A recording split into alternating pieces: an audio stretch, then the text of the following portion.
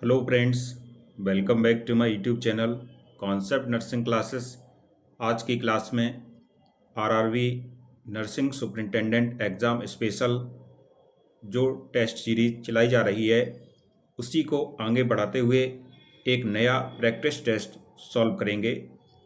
यदि किसी भी स्टूडेंट को इसकी पीडीएफ लेनी हो तो इस नंबर पर व्हाट्सएप कर सकता है 9450783554 ये नंबर है। और इसका जो प्राइस है ओनली 300 है। ये पूरी test series RRB nursing superintendent exam के लिए स्पेशली डिज़ाइन की गई है। क्वेश्चन नंबर 1 की ओर चलेंगे।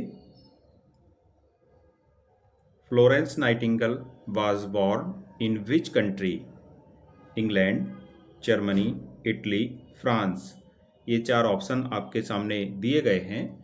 बताना है फ्लोरेंस नाइटिंगेल का जन्म किस देश में हुआ था। तो करेक्ट आंसर होगा ऑप्शन सी, इटली में फ्लोरेंस नाइटिंगेल का जन्म हुआ था, जिनको आधुनिक नर्सिंग का जन्मदाता कहा जाता है।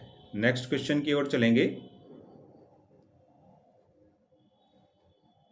Which regulatory body is associated with registration of nurses in the state? A. Indian Nursing Council, B. State Nursing Council, C.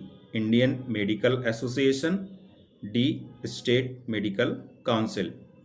तो इनमें से आपको बताना है कि कौन सी रेगुलेटरी बॉडी ऐसी है जो रजिस्ट्रेशन नर्सिस के रजिस्ट्रेशन के लिए एक स्टेट में एसोसिएटेड है या उसकी रेगुलेटरी बॉडी मानी जाती है। तो करेक्ट आंसर होगा option B, state nursing council.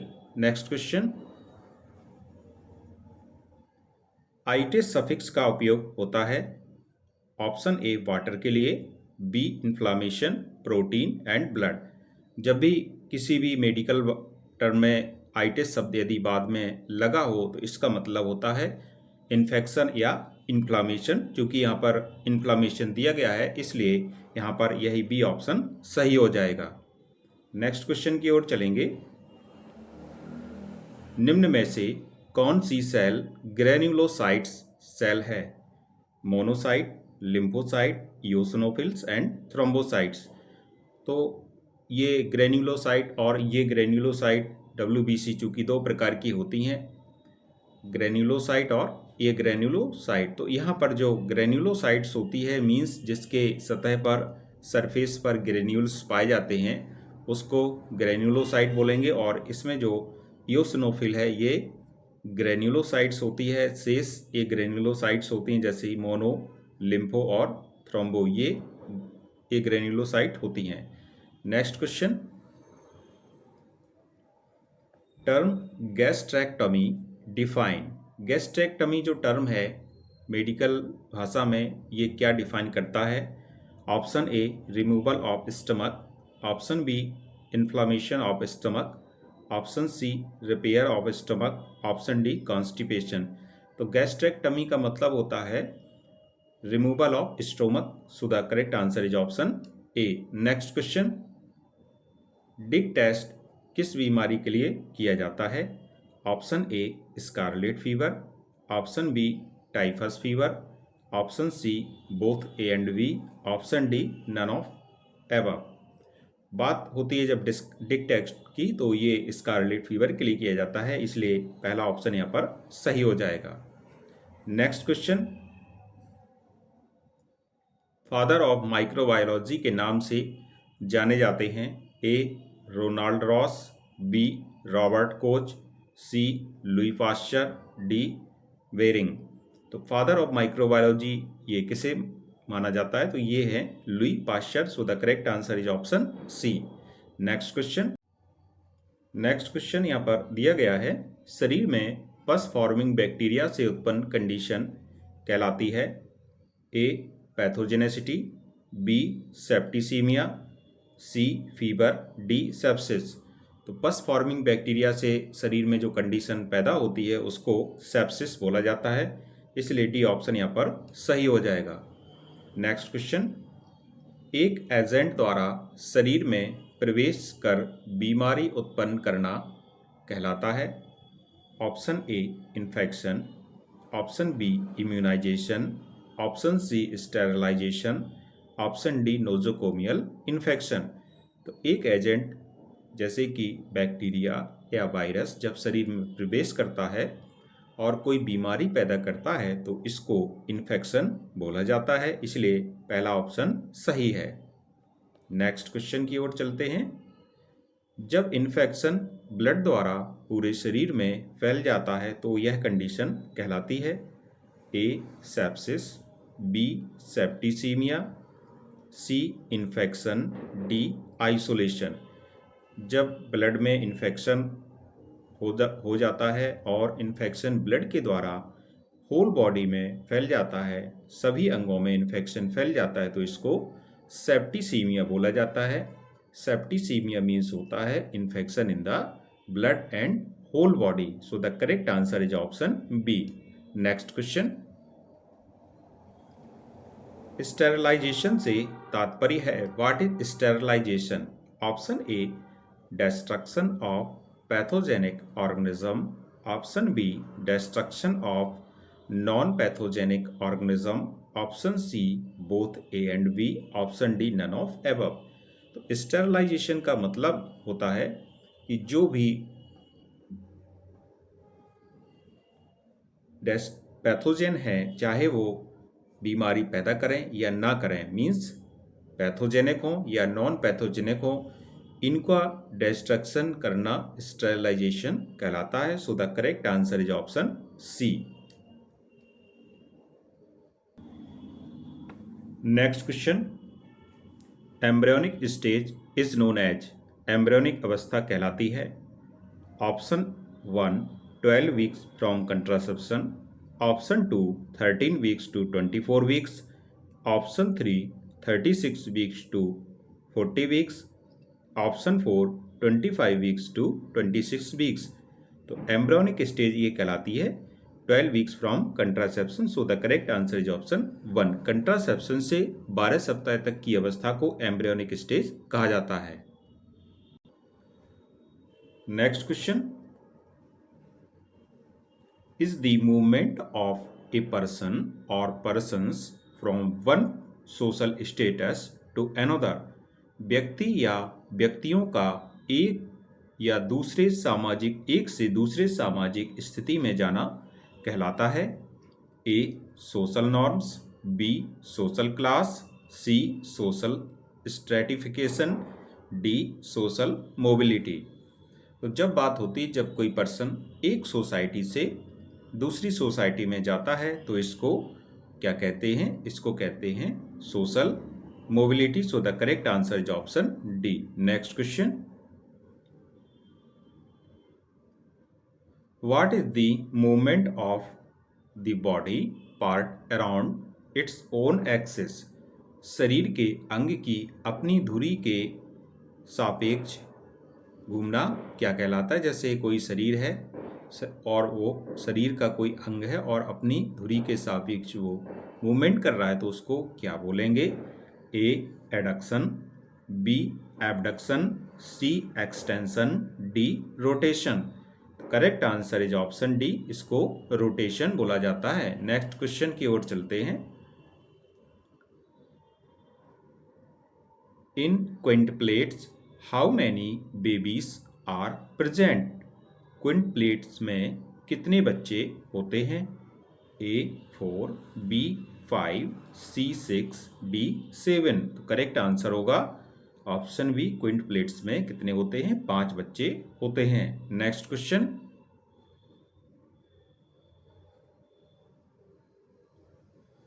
Is not a cause of tear, आंसू का कारण नहीं हो सकता है? A gynaecoid pelvis, B rigid perineum, C face presentation, D large body. तो इसमें डिलीवरी के समय यहाँ पर पूछा गया है तो रिजिड पेरिनियम हो या फेस प्रेजेंटेशन हो या लार्ज बॉडी बेबी हो, ये सभी टीयर का कारण होते हैं, जबकि गाइनेकॉइड पेल्विस टीयर का कारण नहीं होता है। So the correct answer is option 1। Next question की ओर चलते हैं। hours in first stage of the labor last for priming gravida? प्रथम अवस्था में प्रसव का पहला चरण कितने घंटे तक चलता है? ऑप्शन ए 2 घंटे, ऑप्शन बी 6 घंटे, ऑप्शन सी 8 घंटे, ऑप्शन डी 11 घंटे। प्राइमिंग ग्रेविडा में फर्स्ट स्टेज लेबर की होती है ये 12 से 18 घंटे की मानी जाती है, इसलिए यहाँ पर जो करेक्ट आंसर है ऑप्शन के हिसाब से ये करेक्ट आंसर होगा option D 11।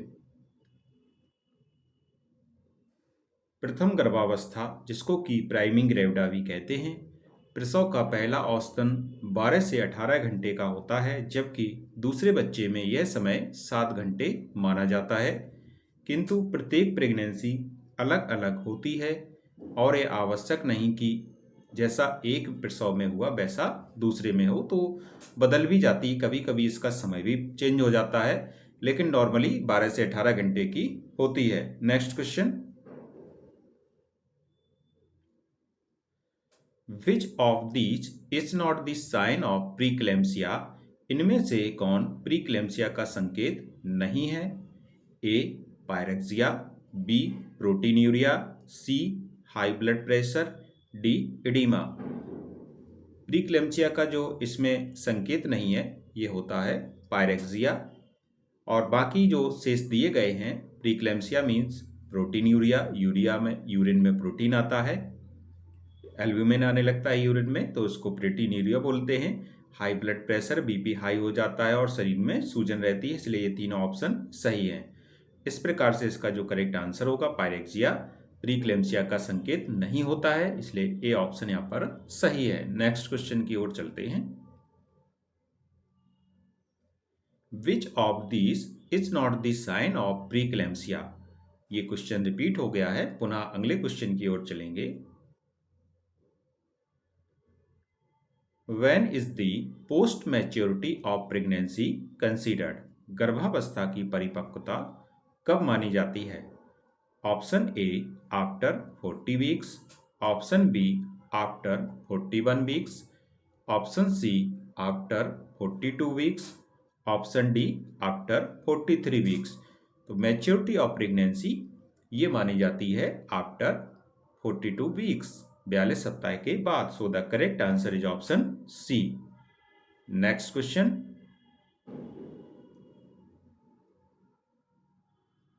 Lysozyme is found in saliva, semen, CSF या ऑल ऑफ एबव। लाइसोजाइम एक ऐसा एंजाइम होता है जो लार या सलाइवा में पाया जाता है, जिससे कि जो भी बैक्टीरिया, वायरस या कोई पैथोजन हमारे खाने के द्वारा मुंह में जाने की कोशिश करेगा उसको वहीं पर ये लाइसोजाइम उसको मार देता है, इसलिए यहाँ पर पहला ऑप्शन सही हो जाएगा। नेक्स्ट क्वेश्चन की ओर चलेंगे। एक 5 ईयर ओल्ड पर सीपीआर करते समय पल्स हेतु नर्स पैल्पेट करती है। 5 ईयर ओल्ड में सीपीआर के दौरान पल्स चेक करने के लिए कौन सी साइट बेस्ट होगी? Option A femoral, option B carotid, option C radial, option D brachial. तो इसमें जब भी सीपीआर देते समय नर्स सीपीआर है और पल्स चेक कर रही है तो पल्स के लिए जो साइट बेस्ट होगी ये होती है femoral. So the correct answer is option A.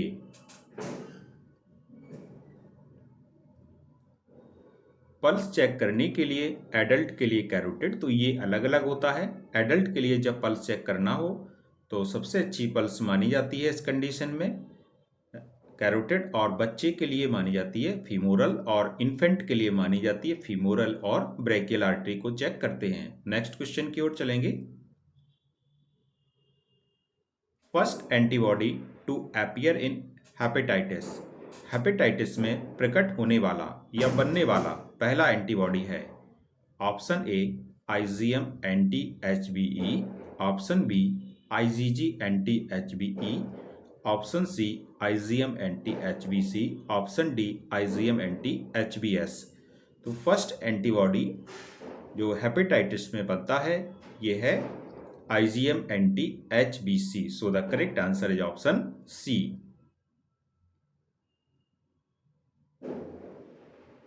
Next question, blood से ट्रांसमिट होने वाला मोस्ट कॉमन हेपेटाइटिस कौन सा है? A hepatitis A, option B hepatitis B, option C hepatitis C, option D hepatitis D. तो ब्लड से transmit होने वाला मोस्ट कॉमन हेपेटाइटिस ये होता है hepatitis C. So the correct answer is option C. Next question, hepatitis B most commonly किससे transmit होता है? देखिए ये दोनों क्वेश्चन आपको सेम लग रहे होंगे, परंतु ये सेम नहीं है, बहुत ही डिफरेंट है। यहाँ पर क्वेश्चन दिया गया था मोस्ट कॉमन हेपेटाइटिस जो ब्लड से ट्रांसमिट होता है, आंसर होगा हेपेटाइटिस सी। जबकि हेपेटाइटिस बी मोस्ट कॉमनली किससे ट्रांसमिट होता है, तो ये भी इसका आंसर ब्लड है। हेपेटाइटिस ए मोस्ट कॉमनली किससे ट्रांसमिट होता है? ब्लड से। सो द करेक्ट आंसर इसका ऑप्शन ए होता है। नेक्स्ट क्वेश्चन, यहाँ पर कुछ फुल फॉर्म्स दिए गए हैं, जैसे आरबीसी का रेड ब्लड सेल होता है, डब्ल्यूबीसी का वाइट ब्लड सेल होता है, डीएनए डीऑक्सी राइबोन्यूक्लिक एसिड होता है, आरएनए राइबोन्यूक्लिक एसिड होता है, MRI magnetic resonance imaging, BOD biochemical oxygen demand, CNS central nervous system जिसमें ब्रेन और स्पाइनल कॉर्ड मिले होते हैं, एएनएस जिसको ऑटोनॉमिक नर्वस सिस्टम बोलते हैं, पीएनएस पेरिफेरल नर्वस सिस्टम, और एसटीडी मीन्स होता है sexually transmitted disease. Next question, athlete foots रोग होता है ए कवक से, बी बैक्टीरिया से, सी वायरस से, डी क्यूलेक्स मच्छर से। तो एथलीट फुट ये होता है एक प्रकार के फंगाई से, इसलिए यहाँ का पहला ऑप्शन कवक सही हो जाएगा। एथलीट फुट ट्राइकोफाइटॉन नामक कवक जनित रोग है जिसका संक्रमण जमीन से होता है। यह रोग त्वचा के मुलायम भागों को प्रभावित करता है, जैसे अंगुलियों के बीच में संक्रमण। तो जैसे पैर की अंगुलियां हैं और इनके बीच में यहाँ पर जो संक्रमण दिखाई देता है ये ट्राइकोफाइटॉन होता है और इसको एथलीट फुट रोग कहते हैं। Next question, nurse found a patient collapsed during ward round, which is initial nursing intervention? A start oxygen, B check pulse, C start CPR, D notify physician। जब एक नर्स राउंड ले रही होगी ward में तो एक पेशेंट क्या है कोलैप्स कर जाता है, तो नर्स का पहला इसमें इंटरवेंशन क्या होगा? तो इसका इंटरवेंशन होगा सबसे पहले पल्स चेक करना होगा, इसलिए बी ऑप्शन सही है। नेक्स्ट क्वेश्चन की ओर चलेंगे, which of the following conditions is the most common cause of puerperal fever? Abscess, endometritis, urinary tract infection, pelvic thrombophlebitis. तो इसमें से जो प्यूपेरियल फीवर है इसका जो मोस्ट कॉमन कॉज है ये क्या है? ये होता है endometritis. So the correct answer is option B.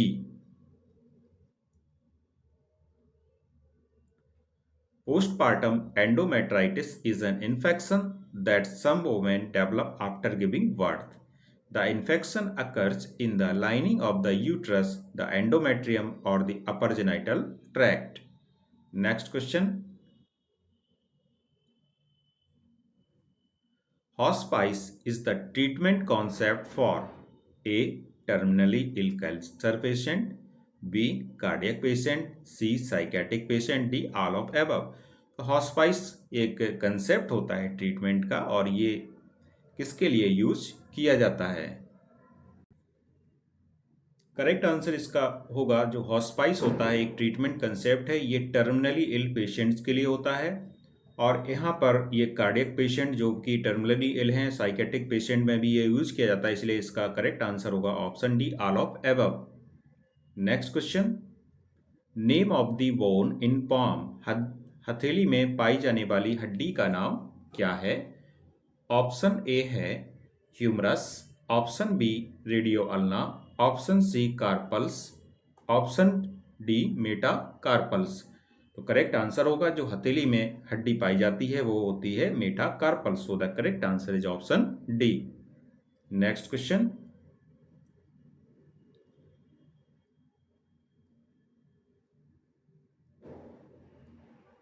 The gas used for ripening of green fruits in an artificial manner. हरे फलों को कृत्रिम ढंग से पकाने हेतु कौन सी गैस प्रयुक्त की जाती है? एथिलीन, एसिटिलीन, इथेन, हाइड्रोजन या कार्बन डाइऑक्साइड। करेक्ट आंसर होगा इसका ऑप्शन ए एसिटिलीन गैस। ये फलों को कृत्रिम ढंग से पकाने के लिए प्रयोग की जाती है, इसलिए इसका पहला ऑप्शन सही है। Next question, what is the pH of tears? आंसू का पीएच क्या होता है? 7.4, 8.5, 6.0 या 6.3। तो पीएच होता है टीयर्स का, ये होता है 7.4। Next question, Which of the following device is used to connect various devices serially? निम्न में से कौन सी युक्ति विभिन्न उपकरणों को श्रेणी क्रम में जोड़ने के काम आती है? A switch, B connecting wire, C regulator, D none of above. Correct answer होगा सीरीज क्रम में जोड़ने के जो काम आता है वो होता है कनेक्टिंग वायर या संयोजक तार। नेक्स्ट क्वेश्चन की ओर चलेंगे।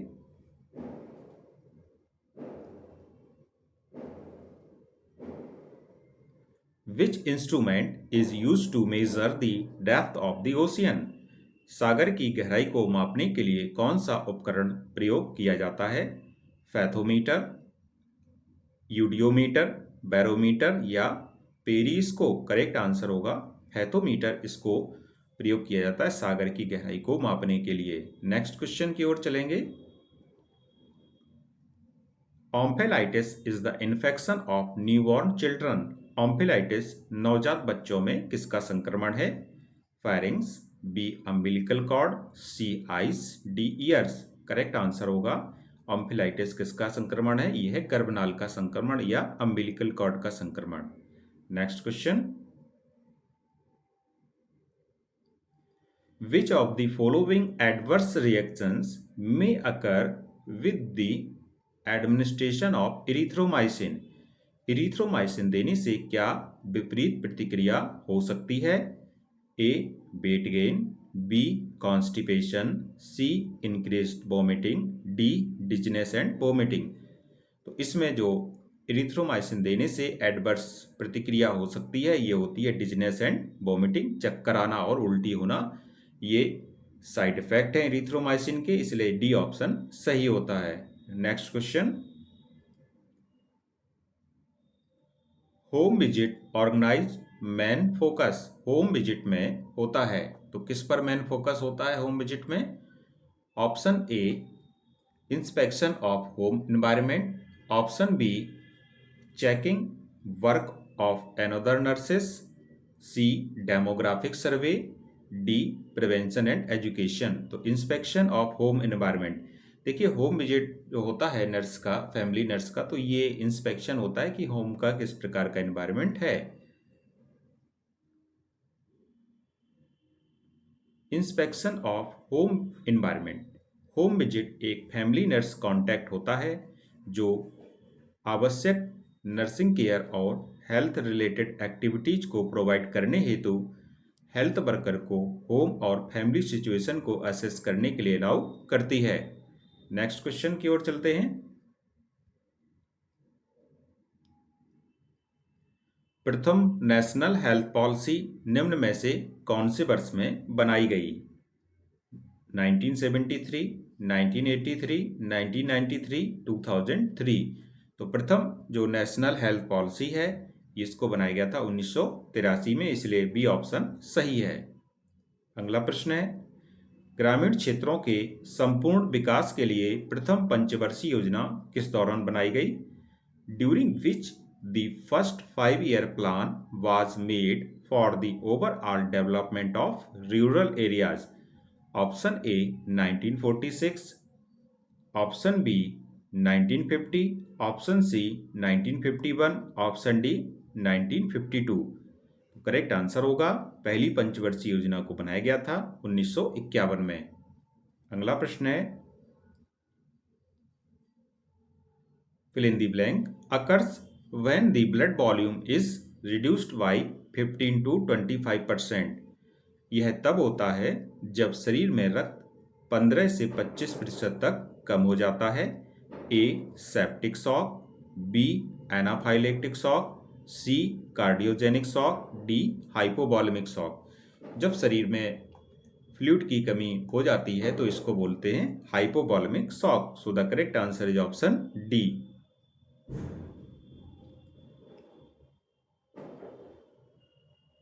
कौन सी बैंडेज रुई से बनी होती है और एक ऊनी लोचदार पट्टी होती है? Which bandage is made of cotton and is a woollen elastic bandage? Option A है conforming bandage, B crepe bandage, C open woollen bandage, D cone bandage. Correct answer होगा ऑप्शन बी, ये होती है crepe bandage. Next question, placenta praevia में किस प्रकार की bleeding होती है? A painless brown red bleeding, B painful red bleeding, C painless dark red bleeding, D painful yellow bleeding. Placenta praevia में जो ब्लीडिंग होती है ये होती है पेनलेस, लेकिन कलर होता है brown red. So the correct answer is option A.